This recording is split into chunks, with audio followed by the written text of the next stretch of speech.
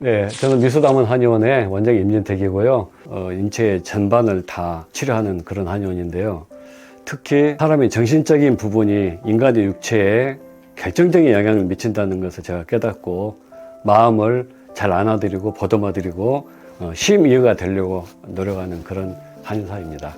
동학의 말씀이 인내천이라고 하는 말씀이 있습니다. 사람이 곧 하늘이다. 그 심정으로 모든 인간은 하늘을 닮았을 뿐만 아니고 인격적인 대우를 받아야 한다고 생각을 합니다. 그래서 오시는 모든 분에게 그분의 마음 깊이 들어가서 그 사람의 아픔이 어디서 왔는지 살펴가지고 그 마음을까지 같이 치료하는 그런 의사가 되려고 노력하고 있습니다. 네, 첫째는 한약이 깨끗하지 않다라는 속설을 하고, 둘째는 날이 흐릴 때 침을 맞아도 되느냐, 그에 대한 제가 답을 말씀을 드리겠습니다. 한약은 현재는 우리나라의 전체가 다 자생하지 않고 멸종한 게 많습니다. 그러면 할 수 없이 베트남, 중국, 러시아, 티베트 이런 데서 수입을 해와야 되어요. 그 수입을 해오는 약재가 어느 정도로 깨끗한지 혹은 우수한지 그거는 식약처에서 완벽하게 걸러내기 때문에 큰 문제는 없다고 생각을 합니다. 그리고 정식 통관을 거치지 않고 시중으로 들어간 한약재, 그거는 대부분 싼 건데 그것들은 조심할 필요가 있습니다. 왜냐하면 거기에 중금속이나 농약이 있을 수 있고, 한의원에 들어오는 약재는 식약처에서 인가한 약재만 들어오고, 만일 비싸다고 그 약재를 사용하지 않으면 아마 한의원에 큰 벌이 내릴 것입니다. 비가 오거나 날씨가 흐릴 때 침을 맞아도 되느냐고, 그래서 많은 분들이 이렇게 질문을 해 오십니다. 그래서 어느 날은 제가 거꾸로 요새 많이 돼서 한 80대 되는 어머니한테 거꾸로 질문을 드렸어요. 어머니, 왜 비 오는 날 침을 맞으면 안 된다고 생각하세요?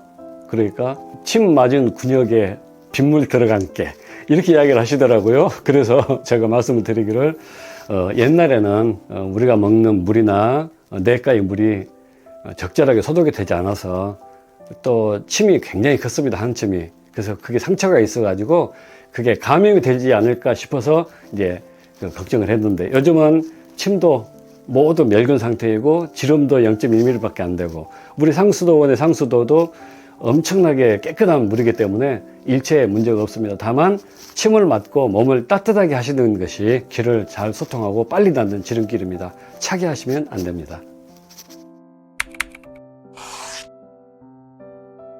한의학은 지금으로부터 대략 최고로 정리된 게 2300년 정도 됩니다. 최고로 정리되려면 적어도 1000년 이상은 경험이 쌓여야 되고, 그때 정의가 없었기 때문에 주관이라고 하는 데다 적었습니다. 그러면 그렇게 오래된 의학이 어떻게 현대적인 질병을 치료하고 현대적인 철학과 사고에 적응할 수 있느냐, 저는 이렇게 거꾸로 말하고 싶습니다. 옛날 2500년 전 혹은 구석기 시대 사람은 위에서 소화하지 않고 방광에서 소화를 했을까요? 혹은 소변을 모아놓는 것이 방광이 아니고 폐였을까요? 기본적인 원리는 똑같습니다. 거기에 어떻게 활용하느냐. 그렇다면 옛날 우리 조상님들 혹은 선배 한의사 선생님들은 어떤 깨달음이 있었는지 그 의학적인 기술을 가지고 수술까지 했어요. 그런데 그 수술적인 면이 어떤 때에 단절이 되고 말았습니다. 그리고 옛날 분들은 직관적인 능력이 좋아가지고 맥을 보거나 얼굴만 봐도 병을 다 알았는데, 요즘은 소수의 분들만 하고 다수 분들이 그걸 잘 못해요. 그러면 진단에서 일단 현대적인 질병을 치료하는데 진단에서 약간 어려운 점이 있습니다. 그러면 서양의학에서 사용하는 그 진단기를 사용하면 제가 볼 때 문제가 해결된다고 보고요. 둘째는 한의사들이 무슨 서양의학 기계냐, 무슨 의료기기냐 하는데, 제가 생각할 때 그 기계를 발명한 그 과학자들이 의사들만 사용하라고 발명한 것 같지는 않아요. 이 세상에 도움이 되라고 그분이 머리 싸매고 밤잠 안 자고 만들었던 것이기 때문에, 그래서 진단기기 도움을 받고 한두 사람 지혜가 아니면 다수의 지혜면 훨씬 좋을 겁니다. 그럼 양왕바지 협정을 위해서 의사 한 분하고 한의사 한 분하고 두 분이서 그분을 진단 때부터 치료 방침을 하면, 첫째는 이것저것 다니지 않아서 비용도 절약되고, 그 고통받고 있는 분들은 더 빨리 치료가 되고, 사회적으로 효용이 매우 크다고 생각합니다. 또한 서양의학에서 발견하지 못하는 걸 한의학에서는 발견할 수가 있고, 저희가 매우 어려워하는 것을 그쪽이 쉽게 치료할 수 있습니다. 그러면 두 지혜가 합하면 세계 최강의 의학이 되리라고 생각합니다. 이제 한의학은 역사가 오래이다 보니까 예를 들어서 인간으로 비유하자면 10대의 나이가 20대의 지혜, 지식을 절대 따라갈 수 없습니다. 또 20대가 50대, 60대의 지혜와 지식을 따라갈 수 없습니다. 그런데 어떤 한 분이 살아있어서 5,000살의 나이를 갖고 계신다 하면은 그분의 지혜는 엄청나겠죠. 그게 책으로 전부 정리가 되어 있습니다. 다이어트라고 하는 것은 실제로는 질병 상태입니다. 그래서 그분의 장기의 어느 부분에 강하고 어느 부분이 미약한지 그걸 따져가지고 적절하게 배합을 하는데 일반적으로 한꺼번에 다려놓고 보급을 하는 그 다이어트 한약은 좀 경계를 하시라고 말씀드리고 싶어요. 그분의 체질도 보지 않고 효과 나는 거를 그냥 쓰면 반드시 부작용이 납니다. 그게 부작용이 나는 약재가 하나가 들어갑니다. 네, 그래서 상담을 하시고 몸을 건강하게 하시면서 운동을 곁들여서 빼면 효과적이고 아름다운 몸을 가지실 수 있을 겁니다.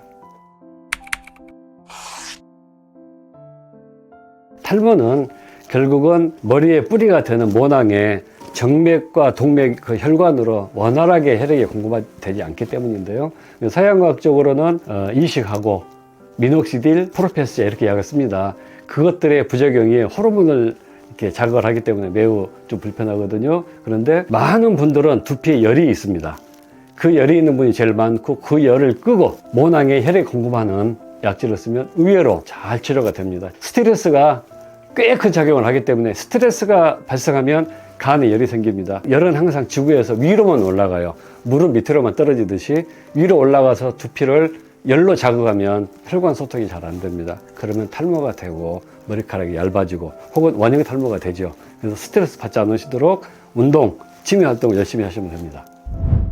지금까지 시청해 주셔서 감사합니다. 앞으로도 늘 건강하고 항상 행복하시기를 기원드리겠습니다. 감사합니다.